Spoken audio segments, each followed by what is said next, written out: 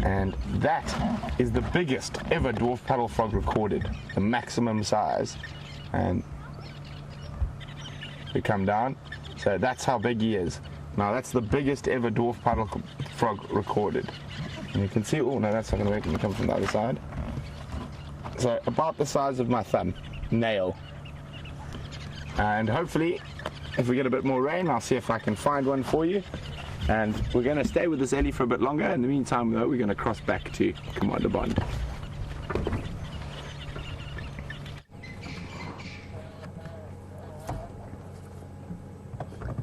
Hello, everyone. There is a couple of bateliers. I'm not sure if it's bateliers or les bateliers, but I'm whispering like this because they don't normally allow us to get this close to them. We're probably only about 20 meters away as the batelier flies. And that will be a male and a female. I think it's not two females. I'm just looking in my book quickly. And they're preening. And that means fixing the feathers, the filaments of the feathers, so that they're able to fly. Crucial if you are any kind of flying creature, from a human being to an batelier, that you maintain your flight feathers or your wings. Maintenance, very important, otherwise you plummet from the sky and splatter onto the earth, which is not much fun for anyone. It's the female on the right-hand side, and you can tell that by the white on the bottom of her wings, and the male obviously on the left, and you can see his wings are almost entirely black. They've both got that rufous or russet-coloured mantle, which is the bit of feathering behind the head on the neck, and they've both got those gorgeous red heads, or red beaks and sears. Truly magnificent birds. And just to give you an idea of their size, I suppose sitting where you are, they may be as big as sparrows or as big as big storks. They are a medium-sized eagle, quite chunkily built, and I'd say they are, well, they can be up to 70 centimeters tall. That's just over 2 feet. So they can be just over 2 feet tall, and probably normally about probably just under that, so say 1'9" or so. Pretty big. And they're just sitting enjoying the beautiful rays of this afternoon. And while we were driving in here, Brian said to me, this afternoon's just got a lovely summer feel about it, doesn't it? And I had to agree with him. It's just got a kind of, I said to him, well, what does it feel like? And he said, it just feels, which is exactly what it feels like. It's got such a peaceful feeling that just kind of fills you up before you know it. It's the kind of day where you'd happily lie down in a clearing with a grass stalk sticking out of your mouth and watch the birds flying overhead and perhaps the odd cloud scudding by. It's perfectly still, and those bateliers, I think, are feeling precisely the same thing.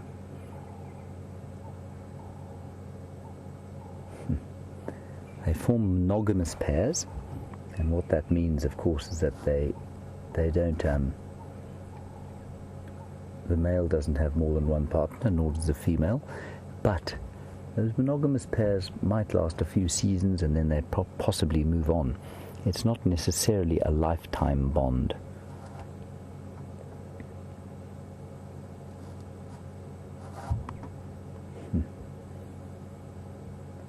I do wonder often what sort of communication is going on between two birds like that.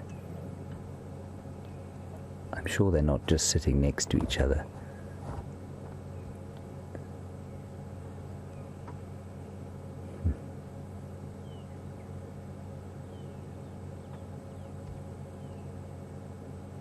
Stunning. This is a very rare privilege, people. It really is, to be able to sit like this. Oh.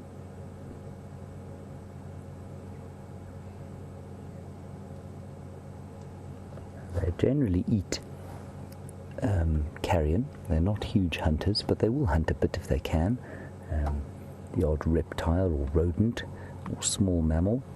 And they say that the stomach contents of a few of the dead ones that they've found, 70% mammal flesh, but that's normally from carrion that they've eaten. And that strategy that they employ to get to dead animals before vultures, for example, which are much bigger, is that they fly very low down so they can land quickly, eat, and then before the big vultures and other scavengers get in there, they can fly off.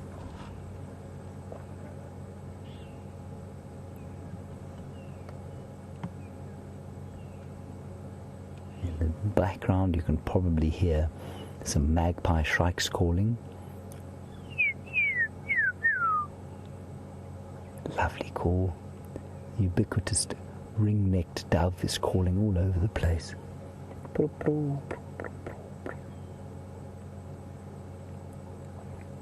Otherwise all is completely at peace.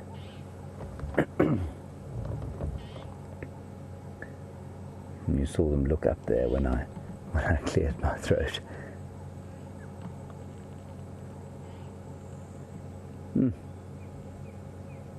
Just a wonderful sight.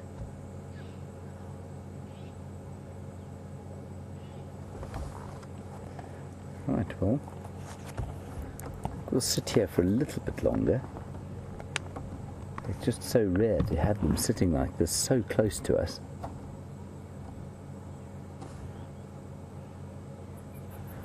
In other parts of Africa, they're also known as the short-tailed eagle. That's because they don't have a tail. Well, they do, but it's very short, obviously. And it takes 7 years to reach that beautiful adult plumage that you see there. They're brown until they're 7 years old. And each year they molt and become slightly more like the adults you see before you.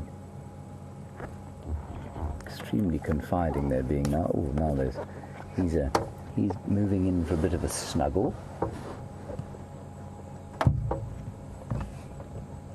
It's very sweet, and you can see she's actually slightly bigger than he is. That's quite common in the big raptors, where the male is slightly smaller than the female.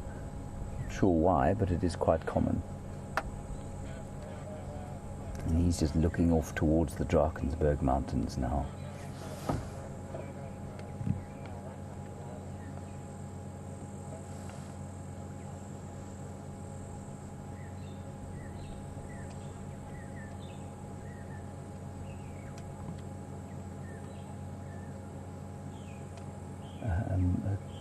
Question from Nature is Beautiful at Survivors Rule. That's quite a name. You want to know how old I think these Batelier are? It's almost impossible to tell, you know. Once they get to adulthood, their plumage, I nearly said foliage, they aren't trees of course, their plumage doesn't change until they die, and you know they could live for up to 40 years. So they could be anywhere literally between 7 and 40, and I wouldn't have any clue how to tell the difference. And that is a remarkably long-lived bird, these ones. Lots of the birds out here actually do live quite a lot longer than mammals of similar size.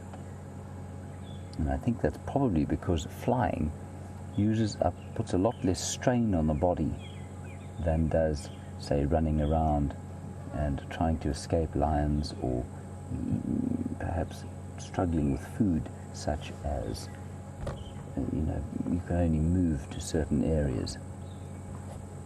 Whereas if you can fly,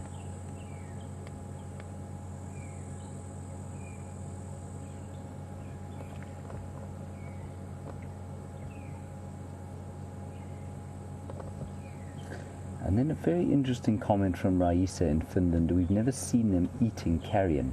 Raisa, they are very shy on the ground. So unlike vultures, which you can get pretty close to on a kill, they'll get very used to vehicles and they'll squabble in front of you and kind of just let you be, just like lions will around a kill. These birds are very skittish on the ground, so as soon as you get even near them on the ground, they'll take off and fly away. So it's highly unlikely, unless you found them in a very open area, and you could stop quite a long way away from them. You won't see them on the ground. As soon as they hear you coming, they're off. Often I've found Bateleur by them, sort of exploding off the ground in front of us as the vehicle comes along, and that's just, they feel very nervous and very vulnerable if they're not on a tree like that or in the air.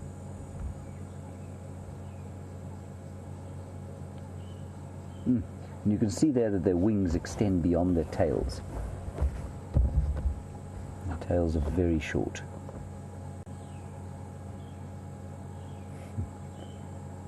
I know that they have a nest. I think this pair, they're quite territorial. This pair has a nest not far from here. And I've definitely seen a juvenile with one of them around this area.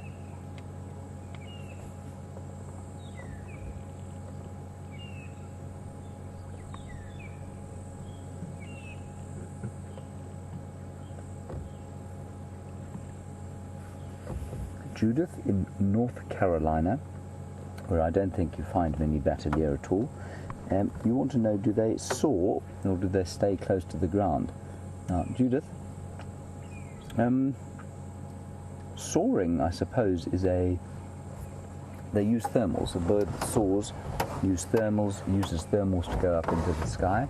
And Bateleur do that, but they don't go very high. You're absolutely correct. They fly low down. They don't fly low down because they have short tails. Look at that. There we go. We've got a magpie shrike coming in here. They have short tails because they fly low, if you know what I mean. So that tail allows them to fly low. And what it does is a short tail, it reduces drag. So long-tailed birds can't fly low down because there's a lot more drag. And so they need to use more of the thermals, they need to fly higher up. They can't skim over the treetops like these Bateleur do. And that's why they've got a short tail. Oh, look at this wonderful little flock of magpie shrikes coming in here. Possibly coming to have a look at the Bateleur, possibly coming to alarm at them. I think they are,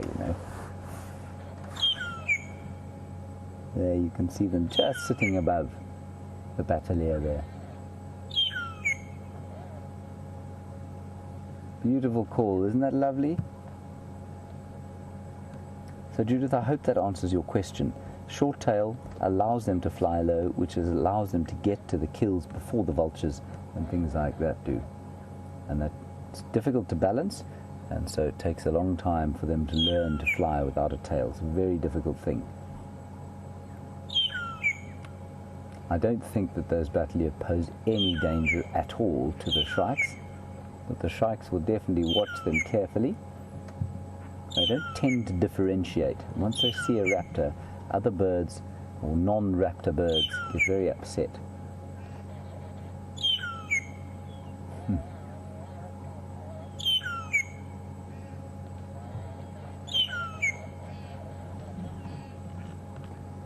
I think this is just astonishing, really, to have them so close by and sitting as a little couple on the Sunday afternoon, gazing out over the Drakensberg Mountains where the sun will shortly set.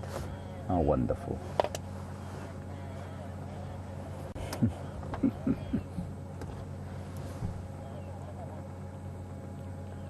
Well, I suppose we should probably move on.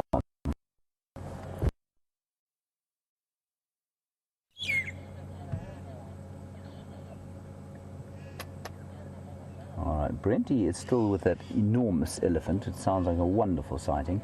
Let's head back to him. I'll see what else I can find this end, and we'll see you a little bit later.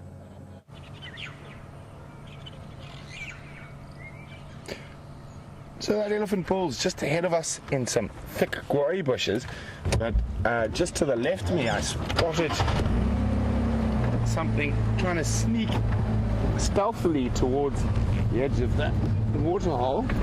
Just going to see if we can get into a spot to have a look at it now.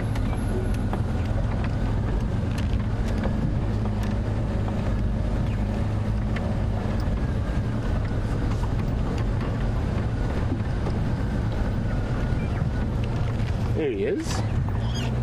It's quite a large Nile monitor there. And so not the one that we see on drive up in the trees, but these ones are based around waterholes. So we used to see them around the Juma Dam occasionally. There we go, a nice big Nile monitor. Who's trying to pretend we haven't spotted him by keeping very, very still. Of course, that's where that wonderful saying comes from, reptilian stillness.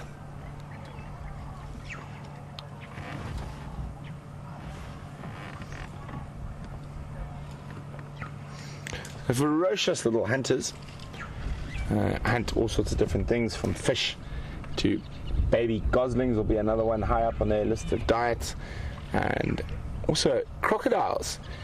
They raid the nests of crocodiles and eat the eggs, and they're one of the reasons a female crocodile spends so much time around her nest.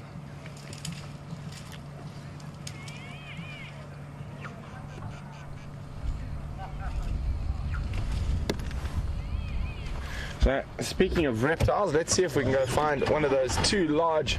Oh, he's on the move.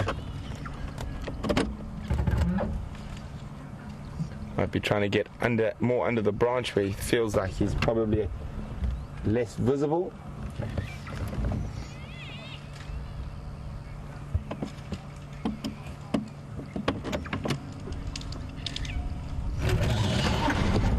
Now, on the subject of reptiles, let's see if we can go find those leopard tortoise that Andrew spotted between the elephant's legs earlier. They're moving around this area here, grazing on the nice short grass. There we go, there's one. Now where's the other?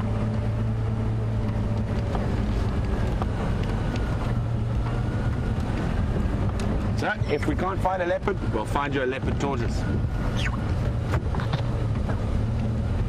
Like a mobile pile of elephant dung. It's quite a big one. Both of them look quite big. Just want to make sure where the other one is. Hello, tortoise.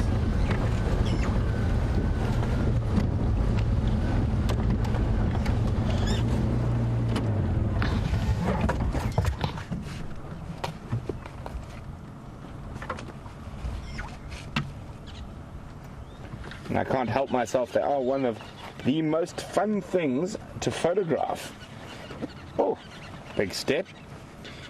And possibly because you have to get into quite an interesting angle to get a decent photograph of these guys. Okay, I might have to change lenses. What do you think, Andrew? You may have to, yes. Hello, tortoise. So, to get a really fantastic photograph of a tortoise, you generally have to try and make sure there aren't too many devil fawns on the ground and get nice and low so you get eye level with the tortoise.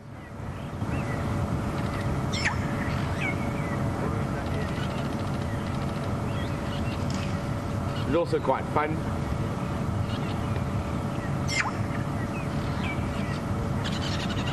There we go. Carry on, mister. That's a really nice big old tortoise, probably well over 50 years old. And that other one was up around here somewhere. Also looked to be a very similar size.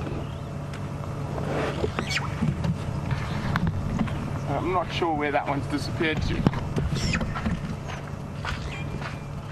But as you can see, I'll show you the photograph now.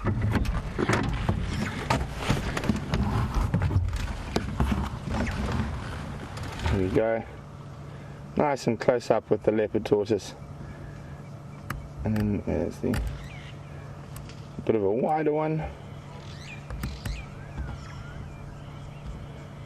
Nice and fun. And that tortoise is now making some serious speed. It'll probably be moving towards these bushes now as we come towards the end of the day. And we'll probably rest up hidden at the base of one of these bushes for the night.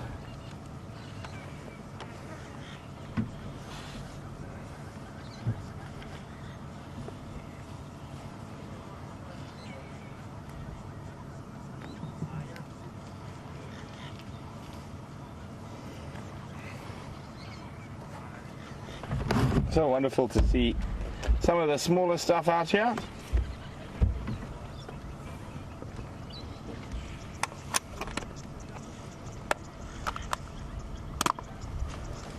Right.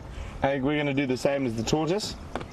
Make our way to another area. That Ellie Bull's moved almost into the Arathusa staff village, where we won't be going.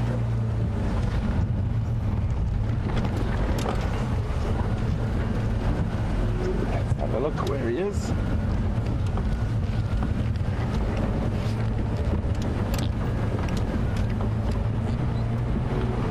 So if you guys have just joined us or you're a bit late, Karula has left our Travis area. She has gone into a property called Hoffman's.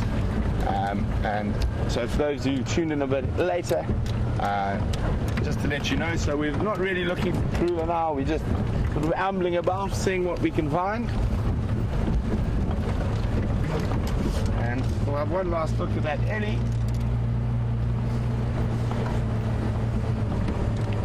You can see he's almost in the Arathusa staff village now.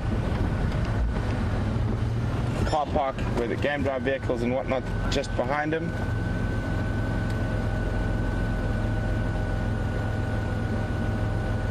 So we'll let him eat that nice lush grass that's coming from the overflow from the water tank and go see what else we can find. And we're going to cross across to Commander Bond, who's with some striped donkeys.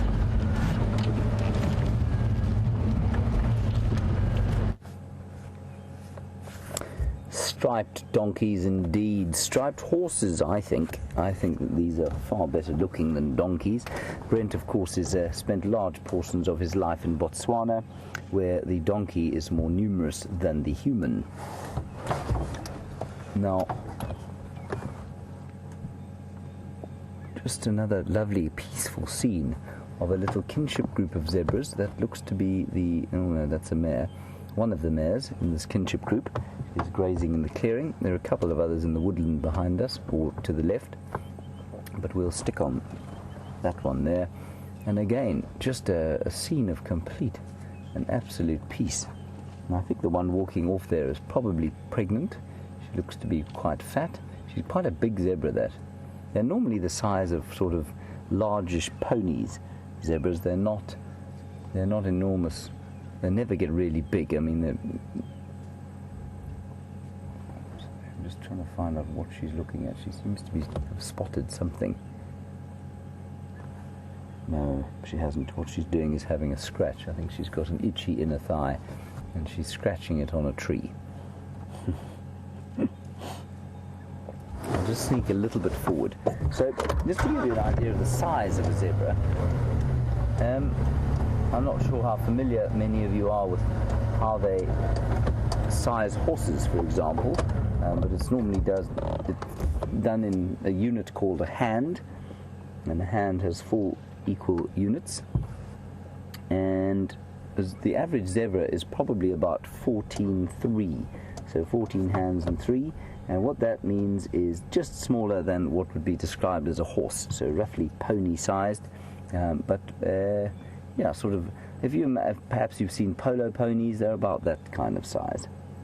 Maybe a little bit smaller, but not huge. They don't get big like Shire horses or even big kind of warm blood show jumping horses. They don't get anything like that size. But I think the Birchall zebra here, the plain zebra, looks quite a lot like a horse, and the rest of them, the Hartman's mountain zebra, the Cape mountain zebra, and the Grevy zebra, I think they quite closely resemble donkeys. And the donkey, noble as he is, he's not the, well, I don't think he's the best looking animal in the world. You're welcome to disagree with me, of course. There we go. Wandering off into the verdant green of the early summer vegetation. Marvellous to see. Again, just a space for deep breaths and reflection. Let's carry on into the golden light.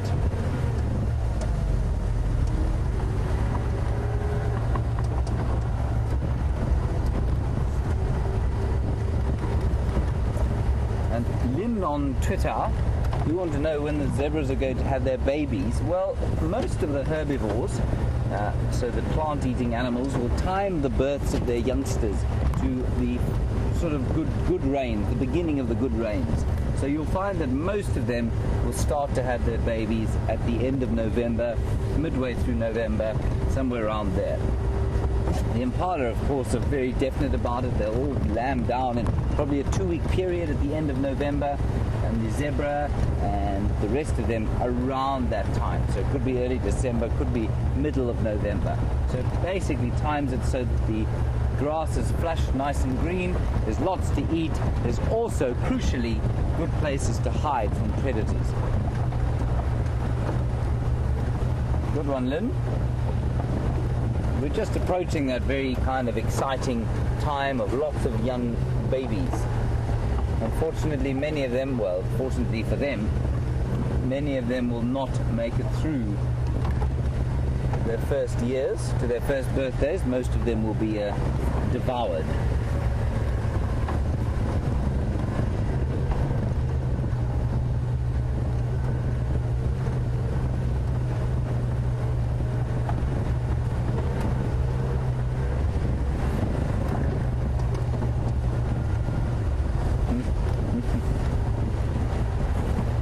And Elena in California, you say perhaps zebras are called painted donkeys because there was a tradition in Mexico for a while of taking donkeys and painting them like zebras and having them pull carts around and allowing tourists to be photographed with them. I was just attacked by a stick. It was deeply disturbing on such a peaceful afternoon.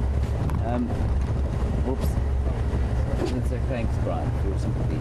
Elena, that could be why they're called painted donkeys. Indeed. I know that there have been 1 or 2 attempts to domesticate them in recent times, and certainly there was a lord who came to live in Cape Town in the early days of the British colonies out here, and he insisted on having his carriage drawn by zebras. Now, zebra tend to be a lot more vicious than their horse counterparts, and so they're difficult to tame, and I've no doubt he lost any number of stable hands to the zebra that he tried to make pull his, looking around the corner here, to pull his carriages. And there was that film a little while back called Racing Stripes, I think it was called. It's not a particularly memorable piece of cinematography, but it starred what looks to be like a zebra foal as a racehorse. An entirely improbable story, of course, slightly ridiculous in many respects. But I often wondered, I think it was actually a real zebra. It certainly looked like a real zebra, so perhaps it came from a zoo and was raised from a youngster, but definitely not an adult. Looked like a little foal.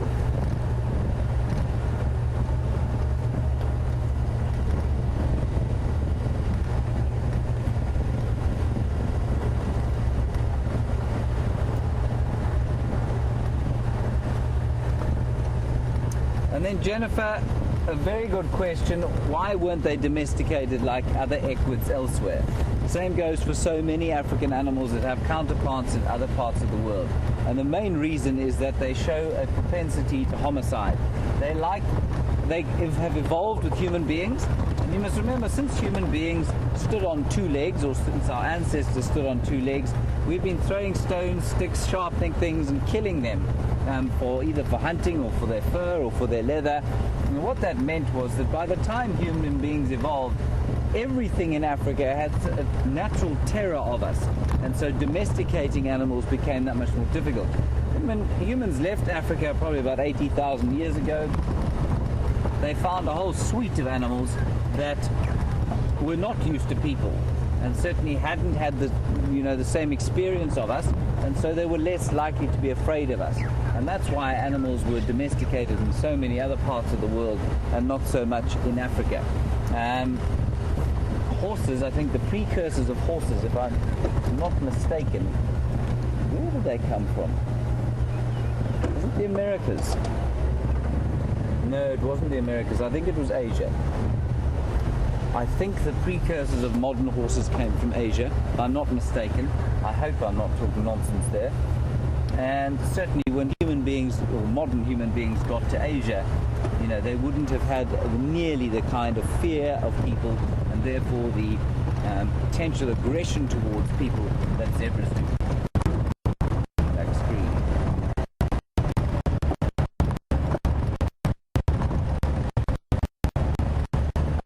I'll be astonished if you still have us and we haven't gone black screen at all. We just went through a dip where Wendy is. Oh, that's amazing. Wendy is normally very recalcitrant in this area. So we're now on the far southern boundary. And, ooh, there's a beefalo very far away. But Brian, on a day like today, all creatures deserve our respect. It's just so marvellous. So we'll show you there's a beefalo grazing far away from us. There he is. And a very nice dovetail to our current conversation. Buffalo were never domesticated either, and for the same reason that zebras weren't. Buffalo tend to be pretty nasty to us human beings. Look at that colour, isn't it beautiful?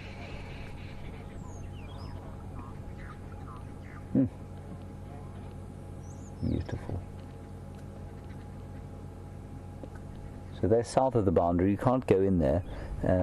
He's not too far from where the 5 Birmingham males are sitting on yet another buffalo kill. Total 15 now in 8 days. Lots of dead buffalo around the place. And they're sitting with 1 Styx lioness. Where the other 2 are, we don't know. And good news for those of you who are following the fate of the Nkahuma Pride is that they have returned from the Kruger National Park. Their sojourn there has ended in Buffelshoek with the capture and killing. And I don't like to use the word killing on a magnificent afternoon like this, but they managed to take a giraffe last night.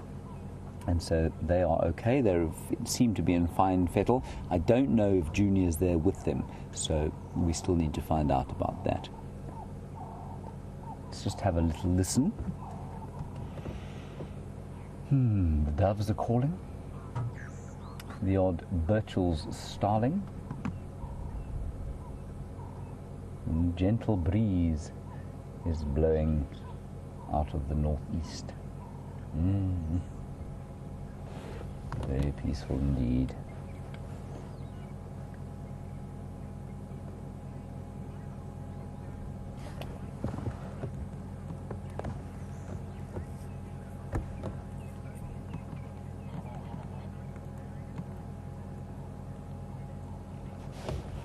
Dennis in Lakeville, while we sit here and absorb this magnificent atmosphere, you want to know why it is that chimpanzees, with all their intelligence, are unable to live in a place like this when so many other mammals are widespread. Dennis, it's simply to do with habitat. It's not geological, it's not physical barriers at all. It's simply got to do with the habitat. They like forest. That's where their diet is, that's what they're designed to live in. They can't live on open areas like this. They're designed to be arboreal in trees, or certainly spend not much time on the ground. And obviously their food also occurs in those sort of forested areas.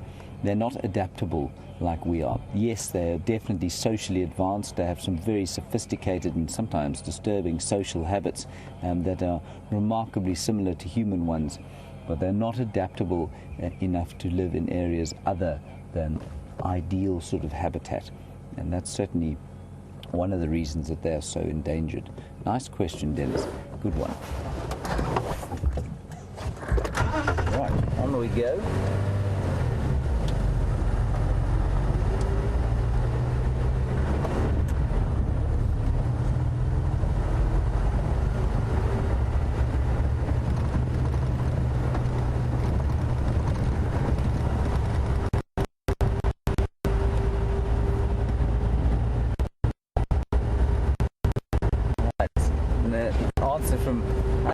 From Katrine, I think is her Twitter handle. One. I'm really not getting these names right. And you say that the zebra from Racing Stripes came from a farm where they raise horses Is that correct? Is that correct? There's also, of course, a mixture between a zebra and a horse. I'm not sure why you'd want to raise one of those at all. But anyway, so that's an American zebra. That's where it came from. Thank you very much for that. That's really interesting. I think the possibility with animals could probably domesticate zebra.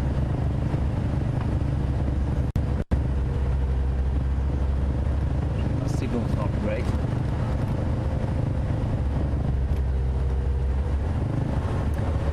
So what you'll find is that, you know, we could probably domesticate a zebra now, we could probably domesticate a buffalo, but there would be no point, because horses have been selectively bred over so many thousands of years that they're now far more suited to our purposes than a zebra could ever be. I mean, it would take countless generations for us to selectively breed the characteristics that we wanted. Likewise with buffalo, we have cattle to give us meat and milk, and so it wouldn't serve much of a purpose, except in perhaps if farmlands and pastures became compromised and we needed animals that could survive in more hardy conditions, then it might be worth trying to domesticate a buffalo, for example. Or I find the subject of domestication and that sort of thing really fascinating.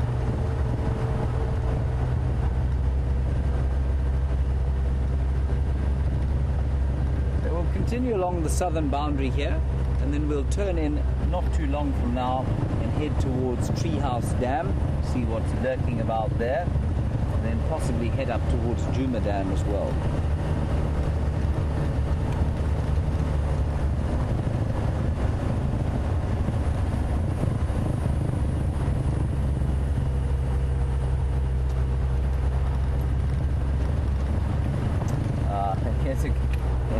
Here's somebody who's really on the ball.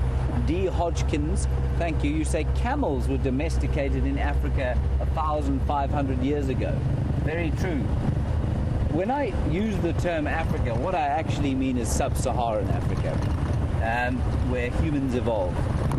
Remember that the northern reaches of Africa, where camels came from, are essentially part of the Levant and into the Fertile Crescent. And that's where, of course, domestication began. The so-called start of civilization as we know it. Lots of debate as to whether we are in fact civilized in the East. But certainly that's where it all began. And that's where agriculture began and a lot of animal domestication began.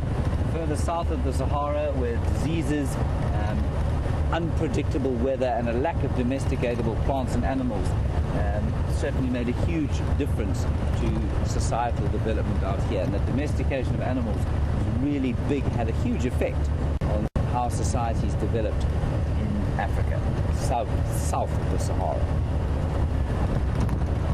Good one. Thank you for that, Dee.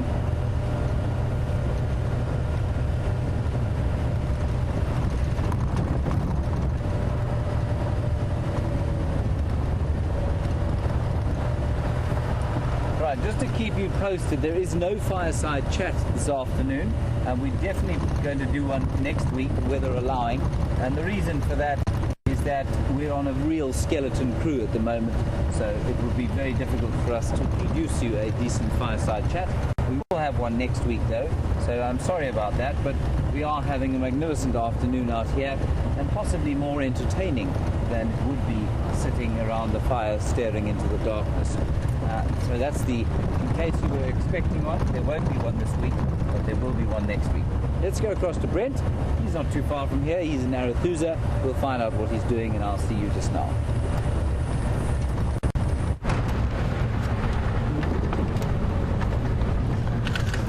So we've been traveling the whole western boundary of Arathusa. I heard a report. Fortunately, she has now gone flat cat and is not mobile at all. If I could hear correctly, our radio comms were quite bad. Her name is Rulani, and I'm not sure what that means. And she is Quatila's independent female cub from the last litter. So it would have been really exciting. We're definitely not going to move too far in the next little while in case she gets moving again. So we are basically wandering aimlessly through this beautiful African bush, enjoying this wonderful late afternoon light, and now we just spotted some monkeys.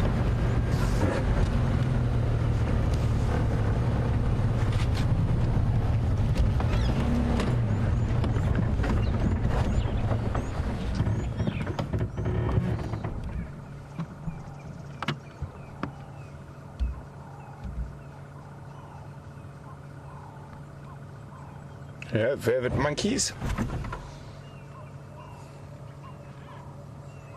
Felt a bit exposed when we caught them out in the open.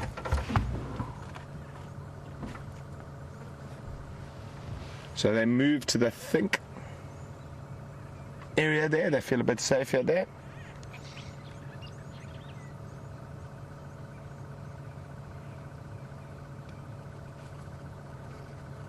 Let's see if we can get a slightly better look at these guys.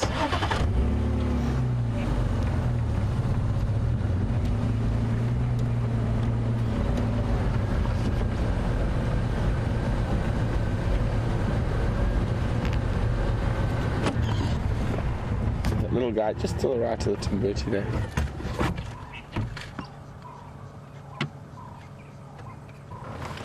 They always look like they're guilty, like they've just done something wrong, and if not, they're about to do something wrong.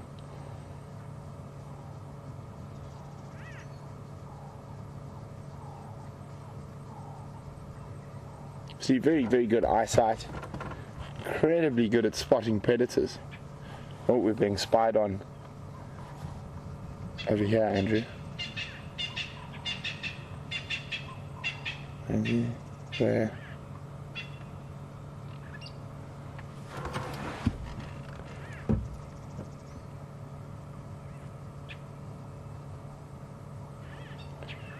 So, great omnivores, vervet monkeys. They'll eat lots of different fruit, insects, birds, eggs, baby birds.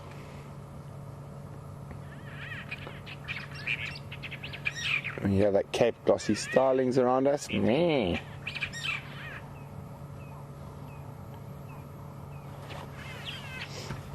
So very pretty birds there. Haven't got the best voices around.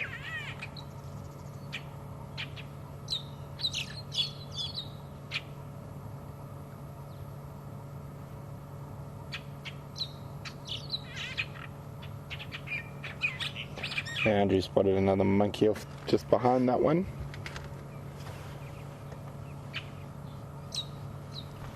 And here we've got that noisy starling on this half-dead leadwood.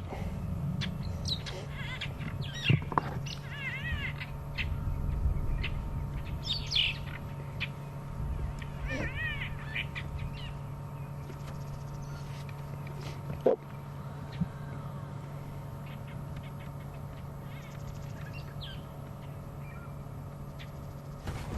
Sorry guys, just going to be on the Game Drive radio for a second.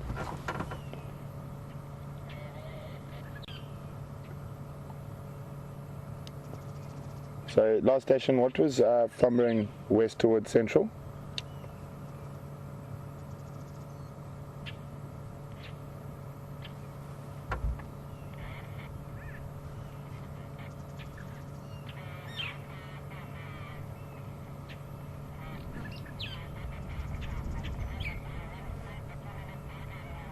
So guys, I'll be with you in a second.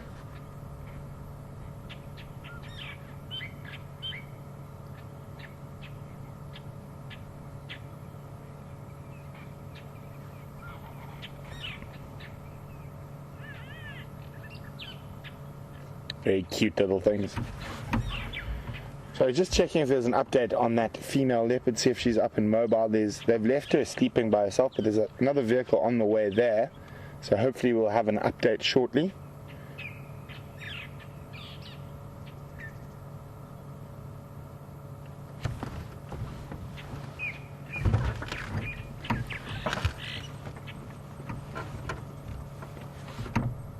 Yeah, little one.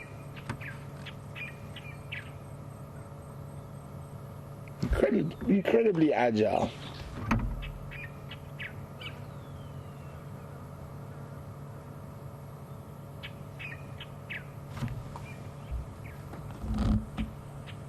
There's a latecomer coming from this side here, Andrew. A couple of them just moving on the ground. Move forward a skosh.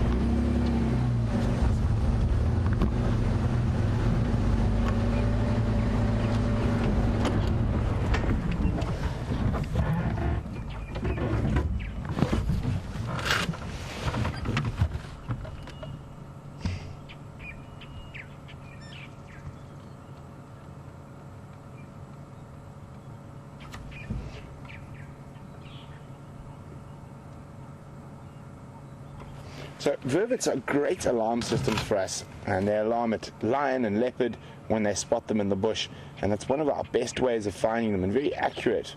Oh, nice, Andrew. Up the tree. And Dennis, who's from Lakeville, is wondering, do they alarm at human beings like they alarm at leopard and lion when we are walking through the bush? Dennis, they don't. For some reason, we don't seem to have predated too heavily on vervet monkeys in our past. And more coming through to that tree there, Andrew. See if they come up. But no, Dennis, they don't alarm at us.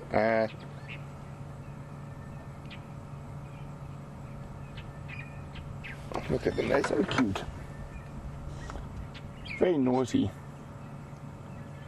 There you go. When they're on the ground, you quite often see that posture, just trying to get a little bit of extra height. Make sure there's nothing with teeth hanging around. Lovely backlit little vervet monkey.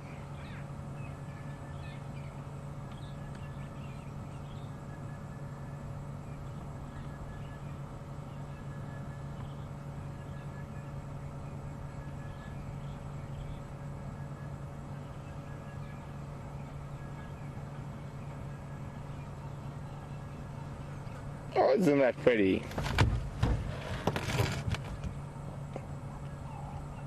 Oh, a big welcome to Ben, who's 14 years old and from Ohio. And this is his first time watching Safari Live. A big welcome to you, Ben. Ben's wondering, what do vervet monkeys eat? Or do they hunt? Oh, and off they go. They've now gone right behind us. Let's move. Ben, they are what we call omnivores, and what an omnivore is, it means it eats lots of plant and vegetable matter as well as meat. And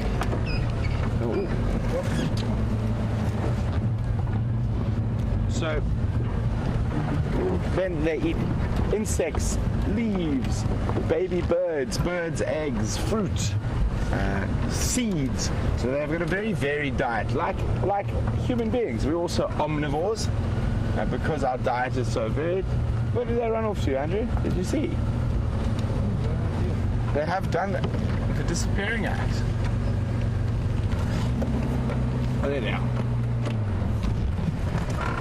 So they're heading into these nice big trees in the drainage line, and that's where they will roost for the evening. So as it gets darker, they'll try to get to a spot where they're going to sleep, and they will like to sleep in these big trees as protection from things like leopards.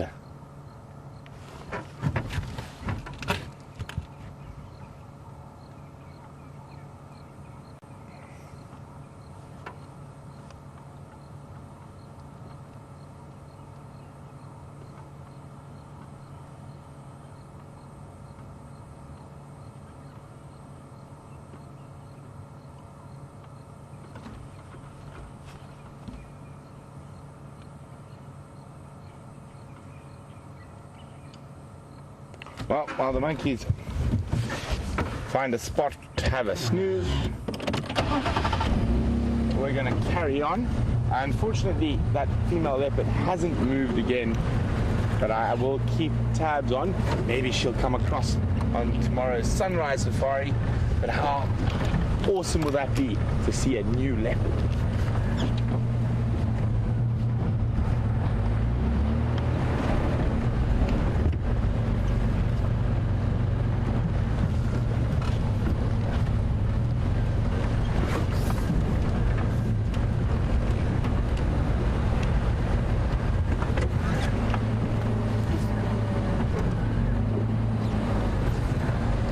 little tree here is a bird right in the center. Power zoom. Up. There. Really beautiful little flycatcher, and it is a male, and I'm going to ask you guys to identify it for me. So let's see who's been paying attention at the birding lessons and who can tell me what bird is this. It is part of the flycatcher family. Oh, off it shoots. And that was that little individual was a male. And you can remember to send your answers through via email to questions@wildearth.tv, or just use the hashtag Safari Live on Twitter.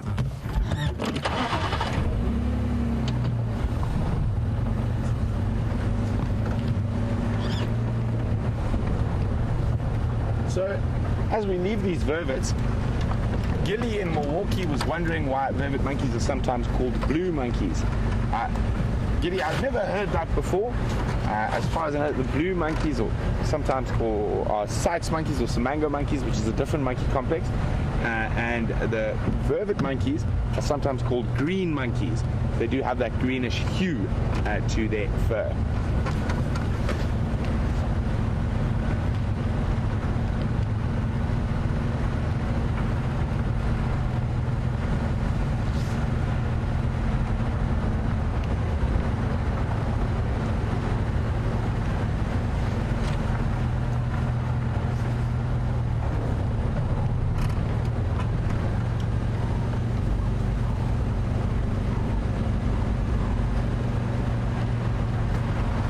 So, what would happen if a vervet monkey landed on our vehicle? Billy Joe would like to know.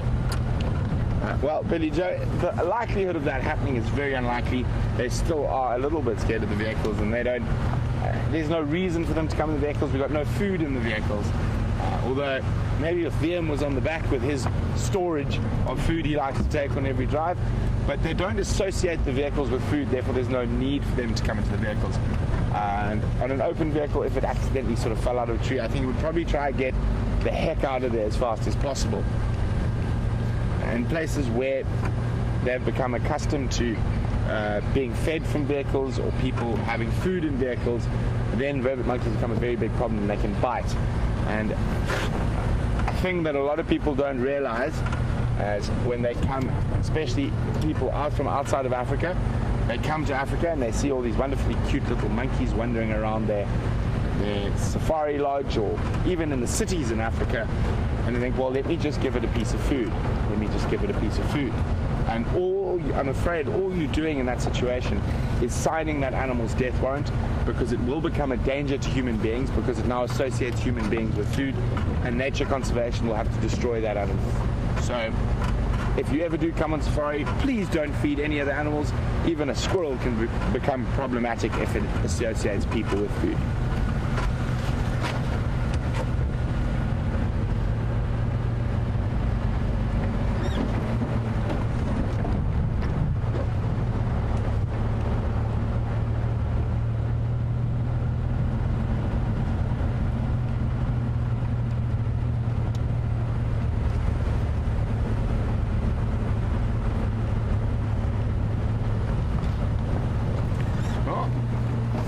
So we've got an update on this mystery leopard.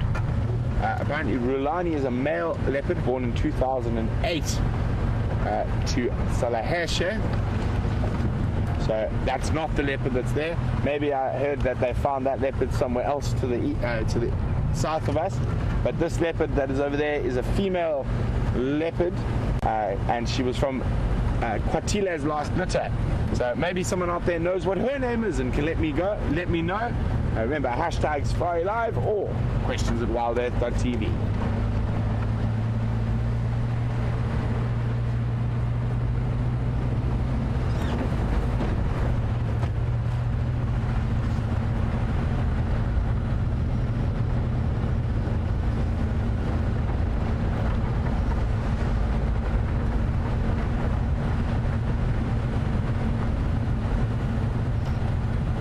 So on the subject of the Kwatila female leopard, Sandy in Palm City would like to know how many litters has she raised and are there any others around at the moment.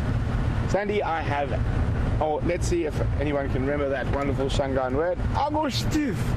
Sandy, Agostif. I have not a clue. I've only ever seen her twice, once mating with Mvula and once briefly on the edge of the Arathusa airstrip when I was sitting with the Tsalala breakaway pride. So unfortunately I'm not able to fill you in on that. Oh, that's a nice elephant bull. Looked like he had some quite impressive tusks on him. Oh, isn't that magnificent? Big Eddie bull up ahead.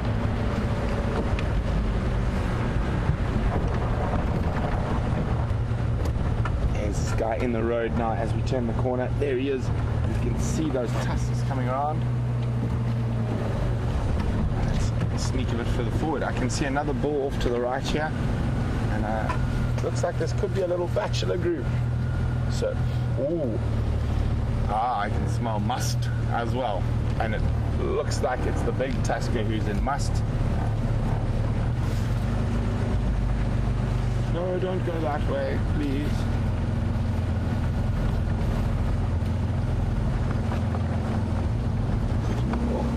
I'll try to get another view of him now.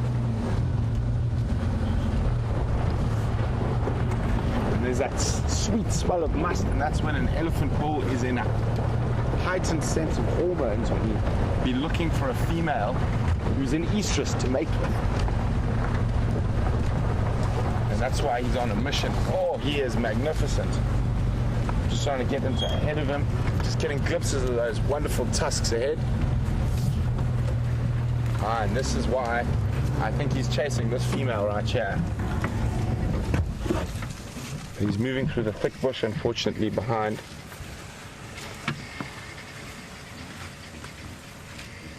There you go. That's definitely the biggest tusks I've seen on the elephant bull since I've been at Djuma. Definitely not the biggest I've seen in the Sabi Sands before, but since I've been on Djuma and Arathusa, he's definitely got the longest tusks, possibly not the heaviest tusks.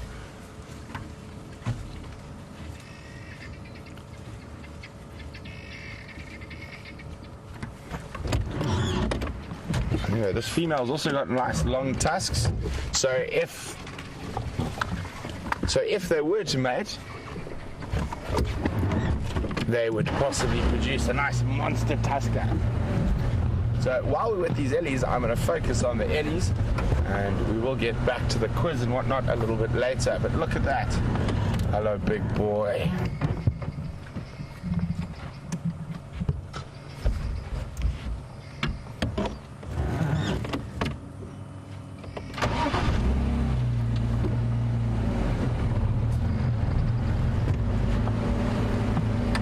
They unfortunately are heading towards our northern boundary in Arathusa, but I will stay with them as long as I can.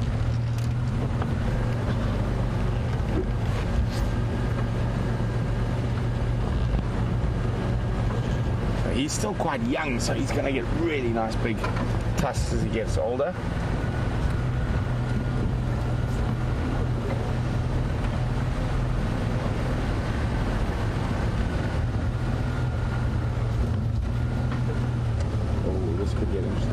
Actually see the dripping from the penile sheath, and these two bulls are following this female, so it's possible she's an estrus. It's only the three of them here. Oh, now I can hear more behind me. You can see those lovely long tusks from a side view there, and he's sniffing where she's just urinated.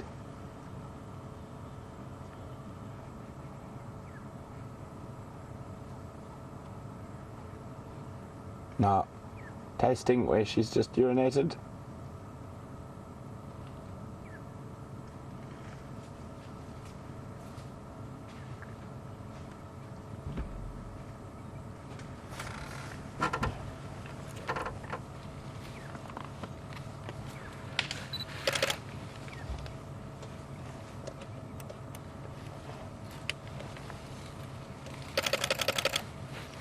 Oh, isn't it magnificent to see such a nice big ellie bull like this?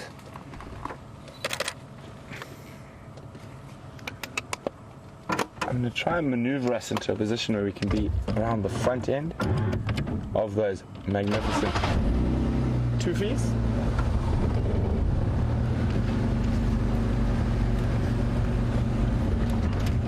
I'm going to have to go a little bit wide of him,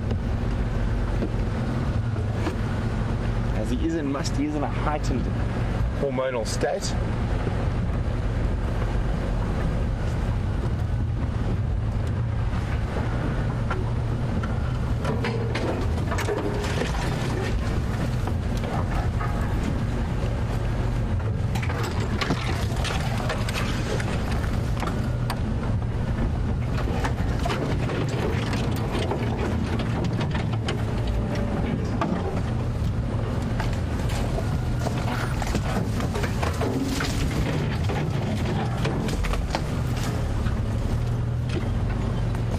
He's on the move after that female again, who seems to be playing the avoidance games.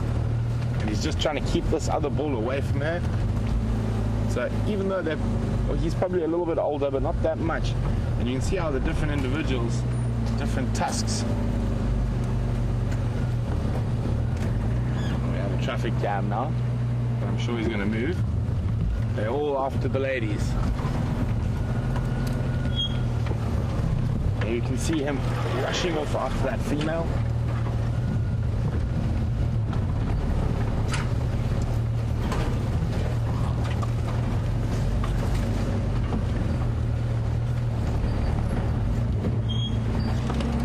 Oh, that's very thick and nasty in there.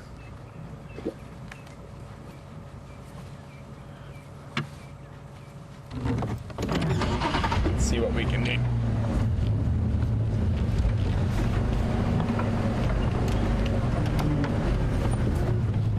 So while we try to get you into a better spot to see this magnificent tusker, we're going to cross across to James, who's with one of the strangest looking animals in the bush. Hello everyone, we've just had some amazing interactions with some wildebeest that have just disappeared. That of course is not a wildebeest in any shape, way or form. It is a buffalo scratching the top of his head. And we've come onto quarantine clearings here where there are some guinea fowl which you can hear going behind us. There were some starlings trying to catch a few insects that were flying by. These buffalo have been grazing gently across the clearings. And the wildebeest and impala up ahead are frolicking about. I'm going to sneak forward a little bit. The wildebeest walked off in front here, and there was certainly some impala. There seemed to be some impala running around there, perhaps having a bit of a late evening frolic, or late afternoon frolic. It's just the most beautiful day, and I believe you've been having a wonderful time looking at elephant bulls with Brent. So I don't see many elephant bulls around here, so it's always special to spend time, especially with some big ones, and perhaps you will have a mating very soon. We'll just stop here and have a look at the general game playing out here.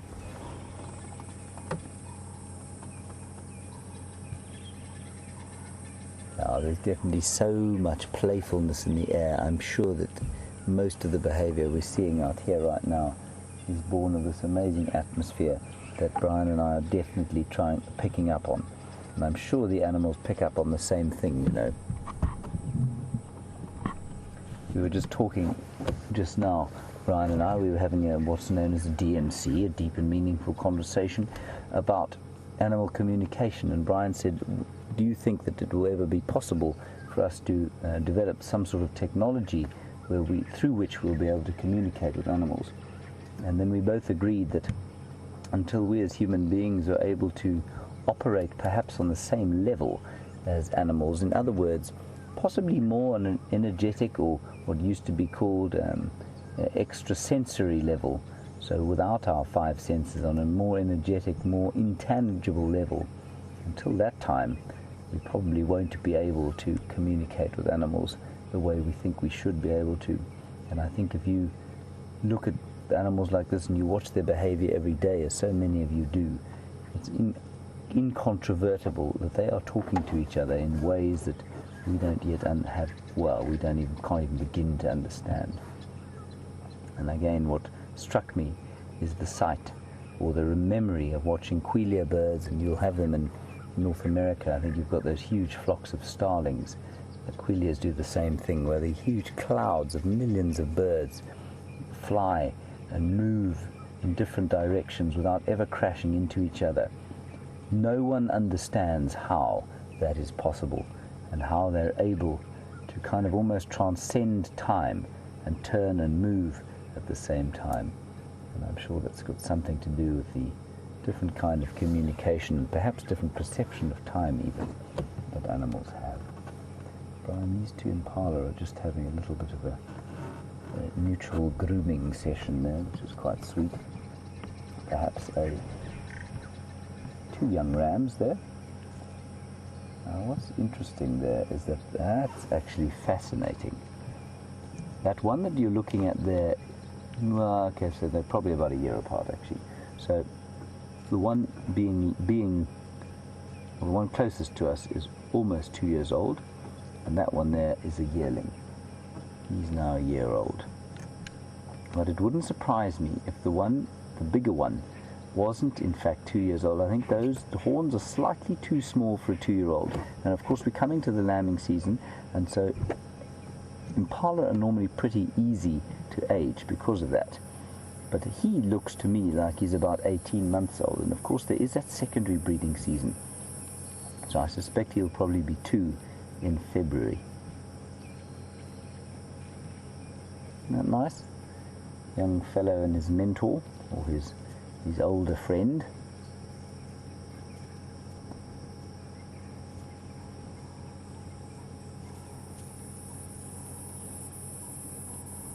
You can hear the cicadas still calling all around us.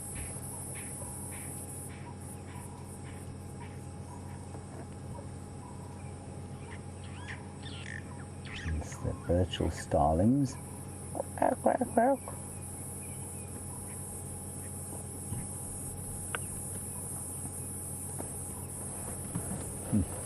There's also a drongo, Brian. There's a drongo on the stick sticking out of the termite mound there. There you go. There you go. Fork-tailed drongo. Just going to the same place, probably. No, flown off. Tried to catch an insect in the air. I'm not sure if he succeeded or not. So they will eat off the ground, or they will hawk insects out of the air.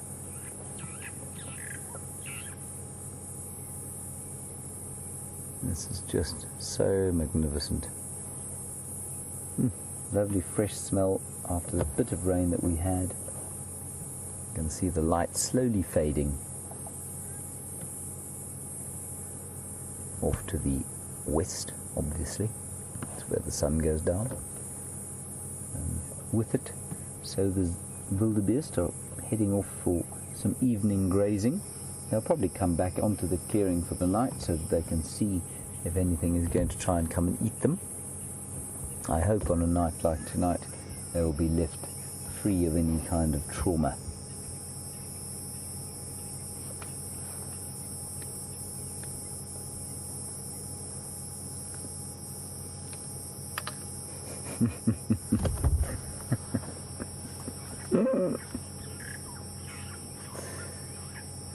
Oh dear. Everybody, I'm afraid we can't send you back to the elephants because Brent, poor chap, he really has had some very bad luck over the last few days. Jigger has ceased to work again. There's something wrong with the electrics, so I'm afraid you're stuck with us for the next little while.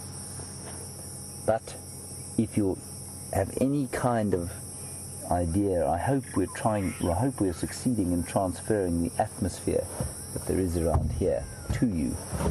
And if we are succeeding in doing that, you'll be more than happy just to look at the glorious greens, beautiful colours of everything that we're looking at here. I'm going to go a little bit forward.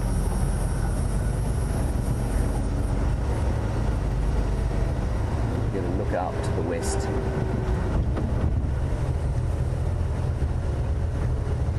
I must say, this is by far the most special afternoon I've spent at Djuma, and just atmospherically it's unbelievable. It's left me left me with what's known as a full body smile.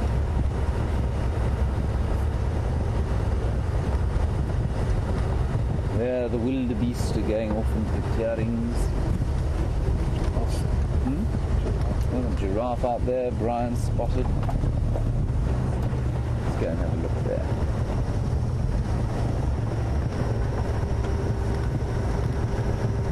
Switch off so we can hear the bush while we'll let Wendy and gravity take us down towards those giraffes. They're all grazing into the woodland there. Grazing, they don't graze of course at all. They browse.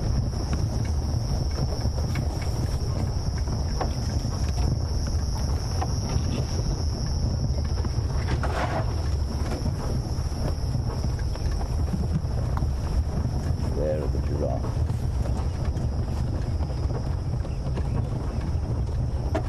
Give you a view here before we move.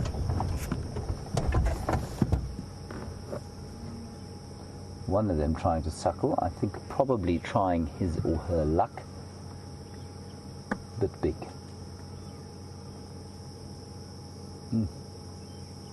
There's a bull behind, a youngster in the middle, and a cow walking up the front there, and then there was another one that has sort of disappeared into the silver cluster leaves behind that.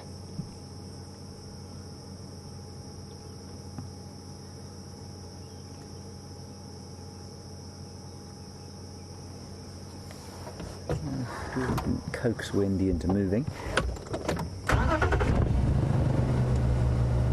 little bit closer to them.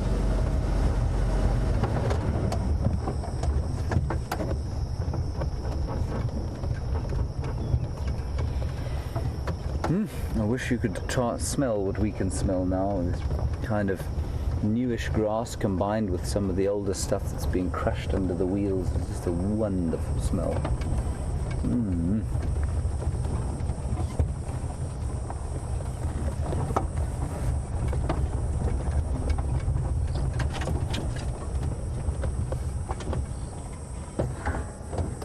There we go.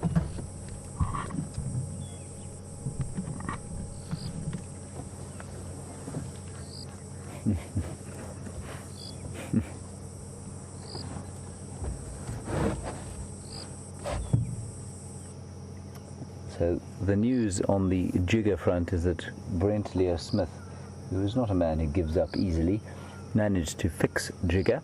Well, fix is probably a strong word. Managed to bash into life is probably more accurate. And unfortunately, the elephants have crossed the boundary, so he's not going to be able to follow them. So he'll probably head back towards this way, and you can stay watching these beautiful giraffe with us for the next little while. So that youngster is very clearly just trying his luck with the milk side of things. Very clearly old enough to be browsing.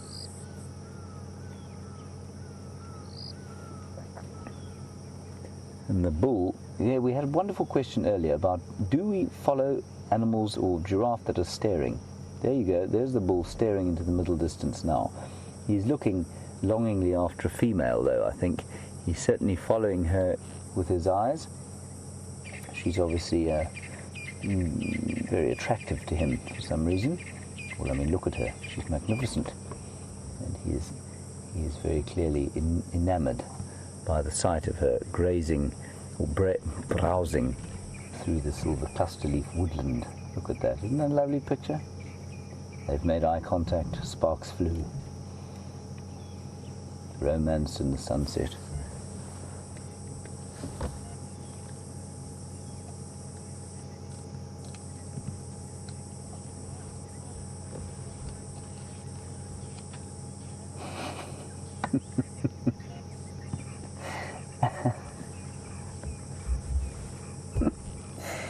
I tell you, it's so lovely hearing from little children because they see the world in such a fresh and wonderful way.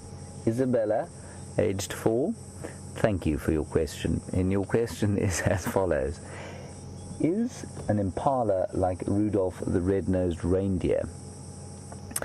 Isabella, from a purely biological point of view, and what I mean by that is, are the animals different?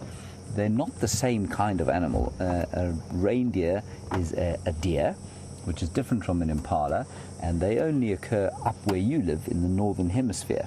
And so they're not quite the same. Now, Rudolph, of course, worked for many years for Santa Claus, as you probably know.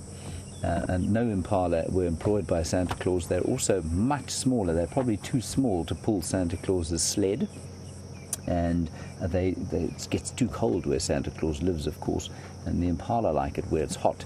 So reindeer live where it's colder, and they're much bigger, and they've got different kinds of horns. They've got something called an antler, which is like a very branched horn, and it falls off every year, whereas the impala and all of the animals that have horns out here, their horns don't fall off, they grow for life. And sometimes if they break off, then they won't grow back again.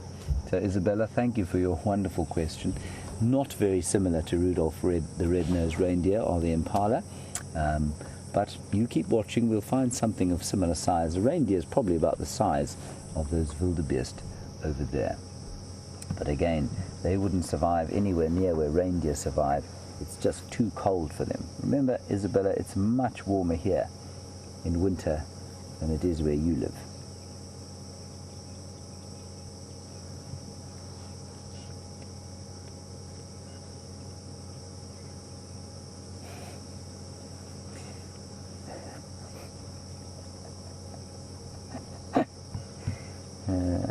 Poor old Brent. I'm afraid Jigger's died again, everybody. I can imagine, I'm laughing because I can imagine, firstly, the foul words coming out of Brent Deere Smith's mouth right now as he tries desperately to engineer some kind of temporary fix that will bring him home for supper. But we will just sit here. I don't intend moving at all, in fact, if I can help it, and enjoy this remarkable scene of the teeming herds of wildebeest streaming across the plains, the giraffe off to the other side, and a couple of buffalo as well, lurking about the place.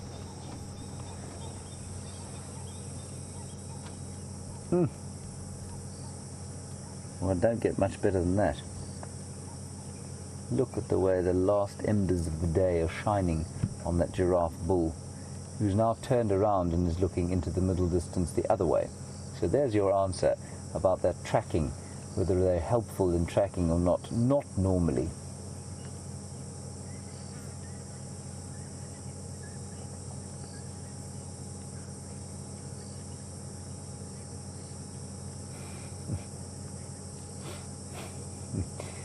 Elena, in California, you want to know who's got a longer tail, a giraffe or an elephant. Warren, what do you think? Oh, much of a muchness, really. I would say they're probably, they're exactly the same length. I think the giraffe's definitely got more hair, and so a particularly long-haired, long-tailed giraffe possibly has a longer tail than an elephant. They're probably very similarly lengthed tails. Thank you, Elena, for that.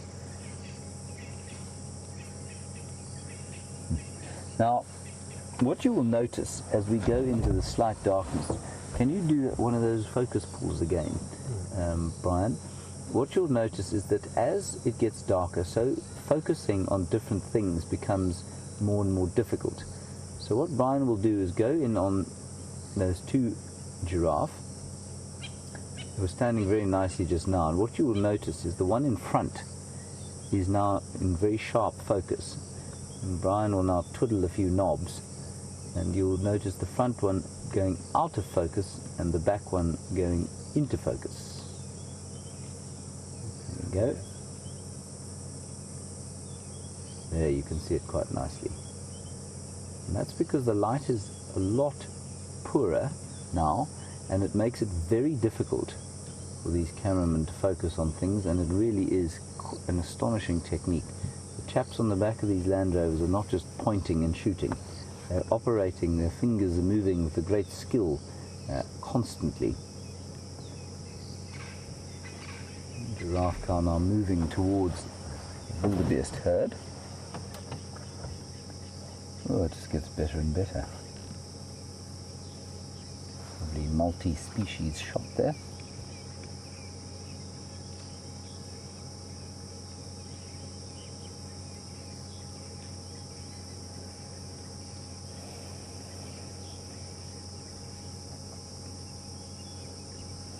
And Jeff, we're watching a mother giraffe and her... Ooh, look at the bull now. That's the bull. And we watched the youngster, and you want to know, would she be as protective over that youngster as, say, buffalo are over their youngsters? Yes, they are. Giraffe cows can do tremendous damage. Any giraffe can do tremendous damage to lions. They kick with back and front feet. They stamp down on lions when they're being attacked, and they will be very protective over the youngsters, and they have to be. The young giraffe is very, very vulnerable. Not very fast, not very big, a very good meal for a lion. Pretty easy to push over because they're not particularly balanced. You can trip up a giraffe pretty easily. And so the mothers do need to be very protective over their foals or calves. I've heard both terms used. So absolutely, Jeff, they're definitely very protective. Just a little bit of buffalo thorn snack there for that bull.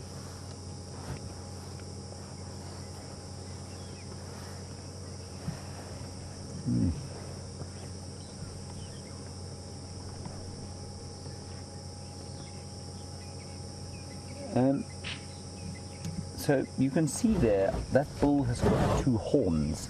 Now they're sometimes called ossicones. Why they should be called that rather than horns, I'm not really sure actually, but they're called ossicones. And when they are born, giraffe have them. This is probably why they're called this actually. When they're born, giraffes have the horns, so they don't develop like they do in other animals. They're born with them, but they're folded down. They don't stand up like that. And they stand up probably after about 6 or 7 days, after about a week, they're fully stood up. And then, Diane, you want to know, when do they solidify? And what I'm assuming you mean there is, at what stage do they kind of attach themselves permanently to the skull?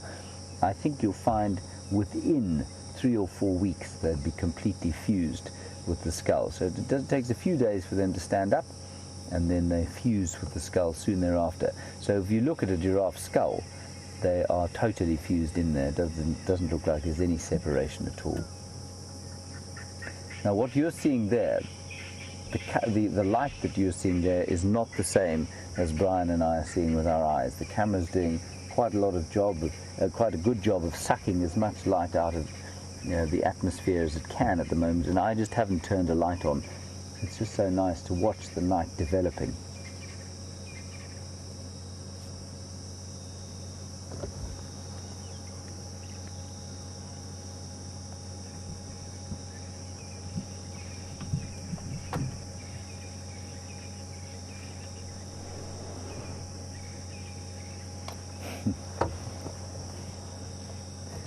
Debbie in Ohio, you want to know about the hair on top of the horns and why it is that females don't have hair and males don't when they're born.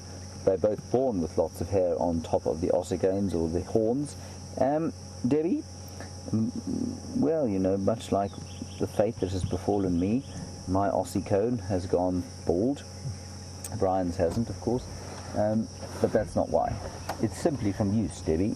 The males use their horns to fight, and I think that eventually pulls the hair off.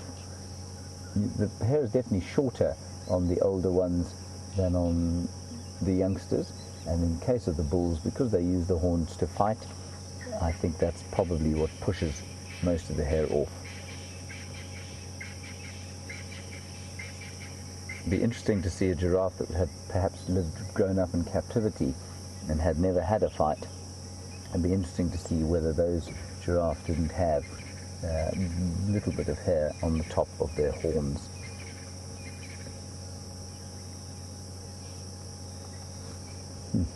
Right, I think that's probably it for that giraffe. We'll do a little slow turn around here and see what we can see with the spotlight on. Perhaps something profound, perhaps just a chameleon or two.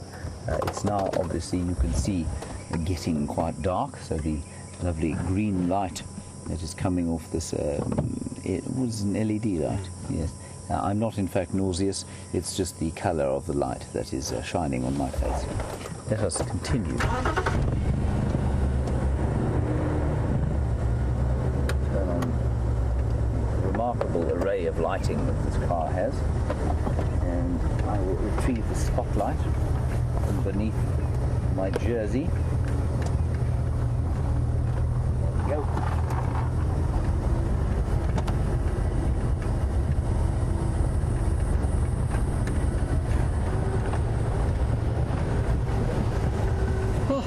Wonderful.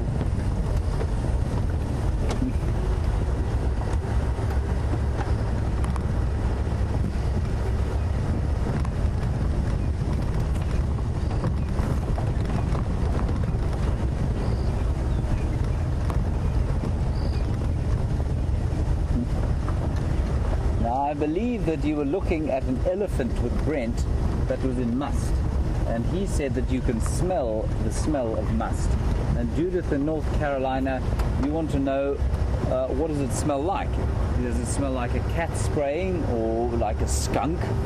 Judith, it smells like neither of those things as far as I'm aware. I've never smelled a skunk, but I've smelled similar things out here like a striped polecat. Ooh. Just a quick look here. There's a tawny eagle there. There we go. Lovely raptor, common brown eagle around here. And why are we looking at him? Must smells, it's not, I mean, what you're smelling when an elephant bull is in must is the drippings coming from his penis, and that's a thing called green penis syndrome, and it's that liquid that gives a distinctive smell. It smells a bit, it's like really strong elephant basically. It doesn't smell like anything else. It's quite, I suppose it's quite pungent. It's not unpleasant, but it's very distinctive. What else? Brian, can you think of anything that it might smell a bit like? It's a tricky one. Yeah, I suppose there's a bit of urine smell, maybe. Kind of sweet. Yes, kind of sweet, like a sweetish sort of urine with. I tell you what, if you can imagine a really sweet-smelling bunch of flowers just about to kind of go off, if you know what I mean. It's a little bit like that with a bit of urine mixed in. There you go. That's probably as close as we can get. Oh, with a bit of leather, with a bit of fresh leather smell tossed in for good measure, and possibly a bit of smoke. Judith, I'm not sure if you'll... nasal capacity is such that you can absorb all of that, but if you can imagine something like that, you'll get close to what must smells like.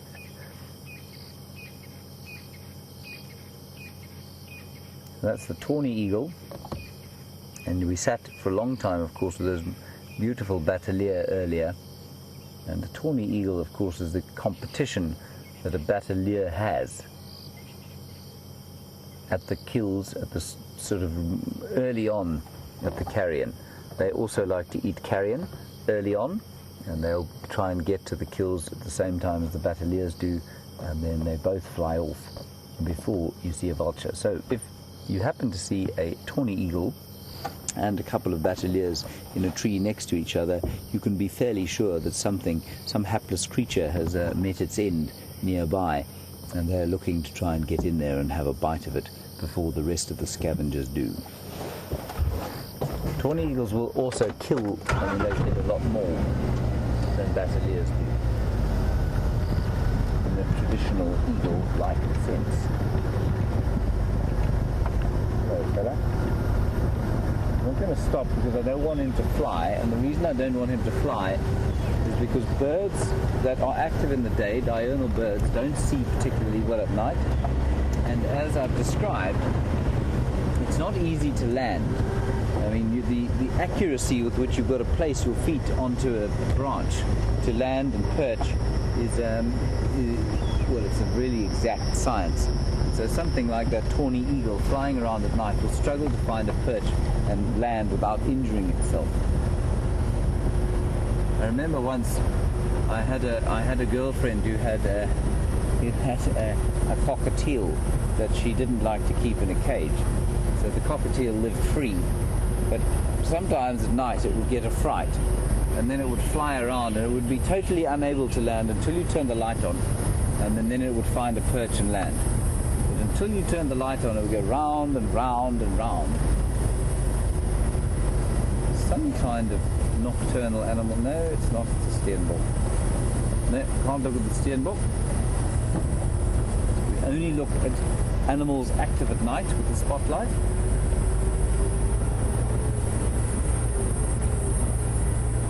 Perhaps we will find a leopard stalking across the plains.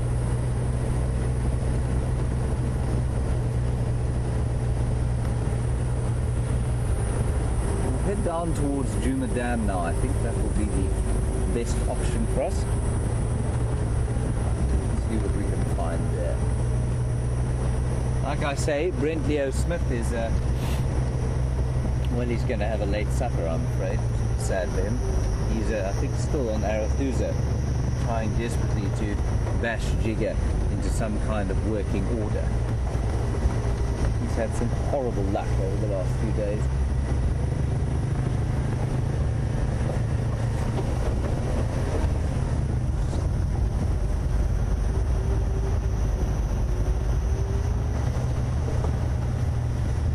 Brian? Not too cold? Not yet. Quite pleasant. Very pleasant. Very, very pleasant indeed.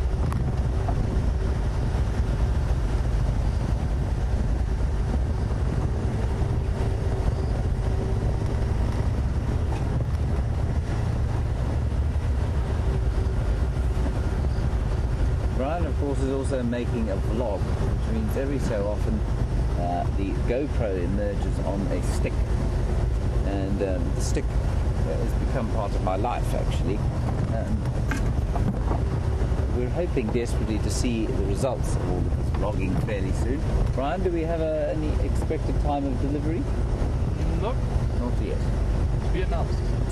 To be announced. But you'll get it in the process, though. in the process. You'll get a bit of the idea of behind the scenes of what goes on, our preparations for drive, our impressions of the drive before, after, and during, and possibly a few things that we'd rather nobody saw, but I'm not sure what Brian's going to put in and what he isn't.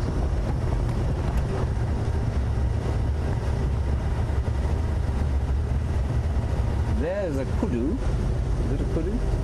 That's an impala. About to cross the road in front of us, and they become exactly like deer. I mean, this is where, of course, the term deer in the headlights comes from, and they become stunned by the light, so they don't like to move too much when the light gets onto them, and that's why we don't shine on them. They become sort of paralyzed with fear, and that's no good if we're trying to avoid being eaten by a leopard or a lion or a wild dog or any other predator that is out here, or a hyena perhaps.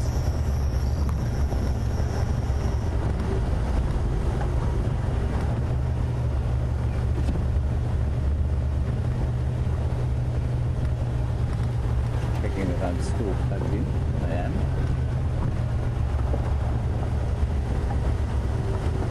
Oh, I'm now being savaged by bugs, of course. Good, another one.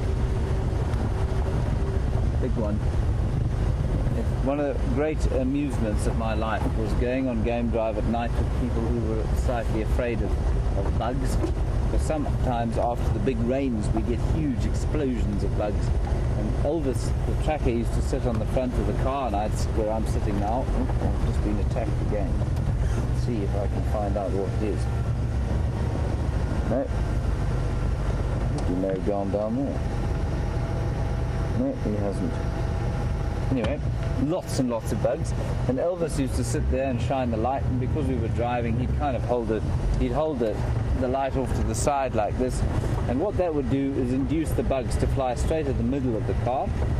I would be sitting slightly lower down, hunkered down, and sitting above me, of course, would be Brian, and the guests, 6 guests, paying handsomely for the pleasure of my company, and the bugs would generally go straight over the top of my head and pelt into the people behind me, and there'd be various squeals and yowls and admonitions, and it was really very funny indeed. Not so funny when it happened to me, though, of course. And then on the nights when the stink bugs were around, that was the worst. Sometimes you get these little black stink bugs that come out great profusion, and there is nothing more disgusting to eat in the world than a little black stink bug. It tastes like taking a huge bunch of coriander, if you're one of the people in the world who doesn't like coriander, and I'm one of those. It's like a handful of coriander chewed up raw. Horrifying. This is horrifying. They'd get into everything, into your dinner, your nose, onto your pillow, everywhere. But to chew one, to bite through the exoskeleton of a little black stink bug is an experience that I hope most of you will be spared.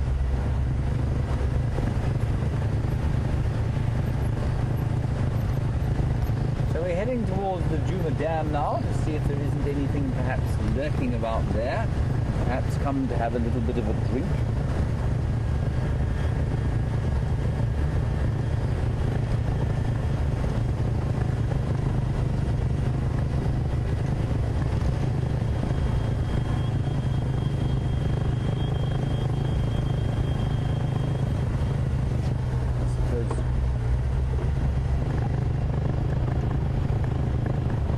Not much going on there at all.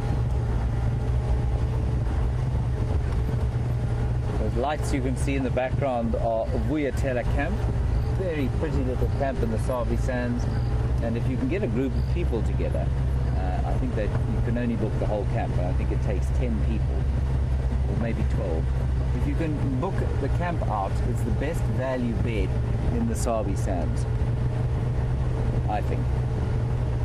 Definitely we have two wonderful guides in Aubrey and Taxon, and I think the lot is really pretty and situated right here on Juma, next to us. Come and say hello to us.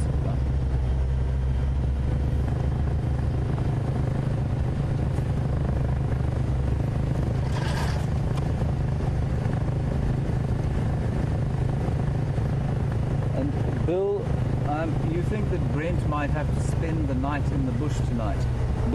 Brent will under no circumstances spend the night in the bush.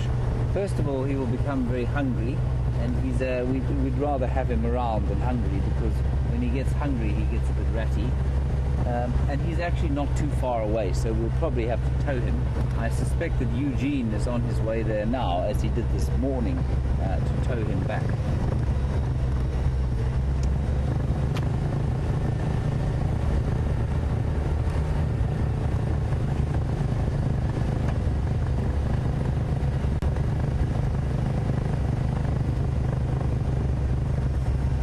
Brent is on his way back to the DRC where we live. I'm not sure how he's managed to do that, but probably has something to do with sheer bloody mindedness. I'm sure he managed to get Giga going again. There are some impalas. Just switch the headlight off.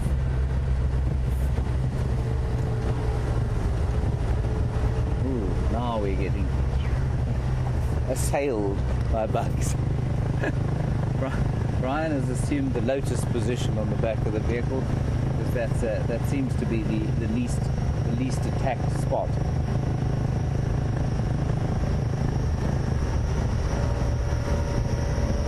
What we'll do now is drive around sort of Gallagher shortcut area, which is behind all the camps. And the reason I want to do that is because it's on some of the drainage lines, and there's a drainage system there which does A, attract a lot of hyenas, and B, also, I really feel a little bit like Kunuma owes us a visit, so spending a bit of time around the drainage line areas might prove a little bit fruitful.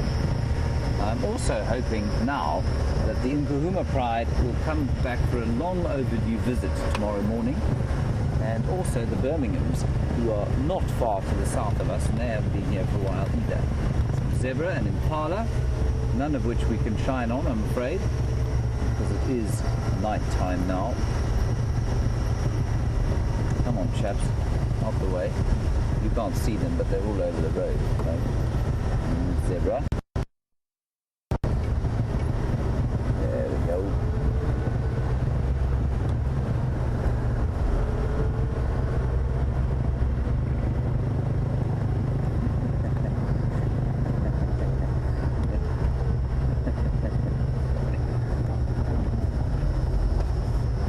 nice comment from Anne there on Twitter that when I was describing must, I could have been describing a fine French Bordeaux, perhaps.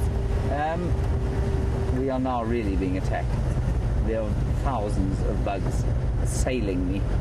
And absolutely, you know, as I described it, I thought to myself I could actually be describing a fine malt whiskey. I didn't think about the wine, but I certainly thought about the whiskey.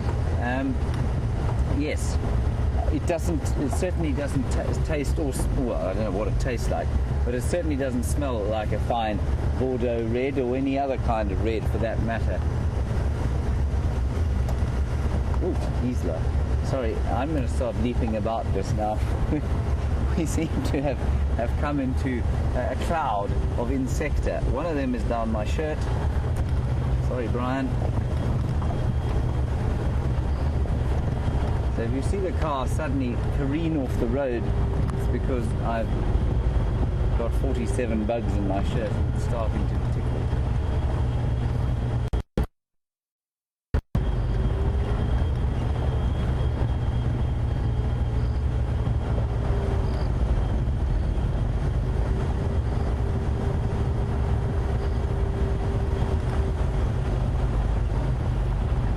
Sharon in Pittsburgh, while we're driving along here, a very common question we get, and people are fascinated by this, do we get animals that are different colours? So albinism or melanism. Sharon, we do. Albinism not so much, melanism a little bit more, but most common is probably something called leucism, which is a kind of partial albinism. And that's what the white lions are of the Timbavati, very famous lions. They're leucistic, so they've got a slightly... there he is, a bush baby there. Whether he will stop sufficiently for us to have a look at him, I'm not sure. He'll keep going. There he is. You got him, Brian. In that silver cluster leaf tree, just there. There. Jumping, jumping. Sharon, I will get back to your question. There he is. Oh, there he is. There he goes. You see him, Brian? He's moved again, I'm afraid. Let me go a little bit in here. There. He's in that tree there. You can see his eyes, maybe. Jumping down. There. Got him. Yeah.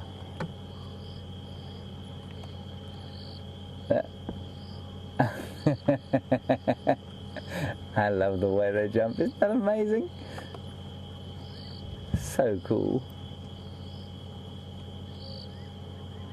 You can just see him in there.